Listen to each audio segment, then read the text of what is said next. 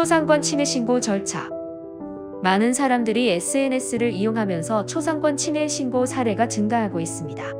SNS에 사진을 올리기 전에 사진에 나온 다른 사람의 얼굴을 전혀 신경 쓰지 않고 그냥 올리는 일이 많고, 연예인 또는 유명인들의 사진을 허락을 받지 않고 마음대로 퍼와서 SNS에 올리는 경우도 있으며, 길거리에서 인터넷 라이브 방송을 하기 위해 카메라를 켜 시민의 얼굴을 라이브 방송 화면에 노출시키는 경우도 있습니다. 일반 TV 프로그램은 일반 시민들의 경우에 미리 촬영 허가를 받고 방송에 내보내지만, 인터넷 방송을 하는 사람들은 초상권에 대한 개념을 제대로 알지 못하는 경우가 많습니다. 초상권, 무엇을 의미하는 것인가? 초상권은 본인의 얼굴이나 모습이 허락 없이 촬영되거나 공표되지 않을 권리를 말합니다. 특정인이라는 것을 식별할 수 있는 신체적인 특징이 촬영되었다면 이 권리에 의해 보호를 받을 수 있습니다. 과거에 비해 이러한 정보가 많이 알려지면서 사진 찍을 때 다른 사람의 얼굴이 나오지 않게 비켜 찍거나 사진에서 다른 사람이 나온 부분을 자르거나 가려주기도 합니다. 당사자의 동의는 마음대로 사용해도 좋다는 의미는 아닙니다. 만약 방송에서 하는 인터뷰처럼 다른 사람들을 촬영하여야 한다면 당사자의 허락을 받아야 합니다.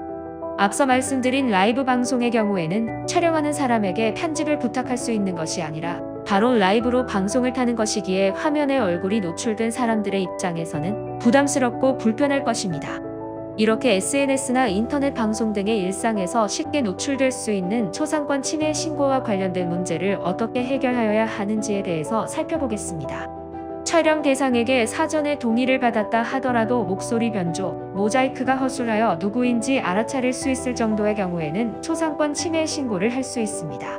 그리고 본래 동의를 받은 목적과 다르게 다른 용도로 사용이 되거나 왜곡된 경우에는 이러한 경우도 신고가 가능합니다. 초상권 침해에 따른 민사상 절차, 손해배상 청구. 누군가가 본인의 허락 없이 본인의 모습을 촬영하고 SNS에 업로드까지 했다면 삭제를 요청하는 것과 더불어 손해배상 청구 소송을 제기할 수 있습니다. 게시물이 삭제되는 것만으로 당사자가 입은 피해가 회복되는 것은 어려울 것입니다. 더 이상의 피해를 막는 정도의 역할만 하는 것이기에 피해를 회복하기 위해서는 초상권 침해 신고를 통해 별도의 소송 과정이 필요합니다. 그동안 당사자가 입은 피해는 민사상 손해배상 청구를 통해 보상을 받을 수 있는데, 손해배상 청구권은 손해나 가해자에 대해 알게 된 날로부터 3년 안에 하여야 합니다. 초상권 침해에 따른 형사상 절차. 모욕죄, 사이버 명예훼손죄.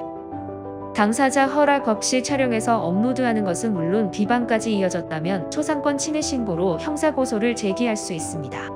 이때는 모욕죄와 명예훼손죄가 적용될 수 있는데, 모욕죄는 공연히 피해자를 모욕하는 것으로 성립하는 범죄이고, 명예훼손죄는 피해자에 관한 사실이나 허위 내용을 공연히 적시하는 것으로 사회적인 평판에 해를 가하였을 때 성립됩니다.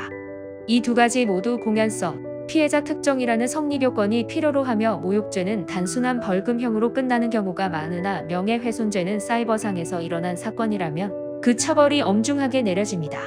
최대 7년의 징역형 처벌까지 내려질 수 있기에 초상권 침해 신고를 당했다면 신속한 대처가 필요합니다.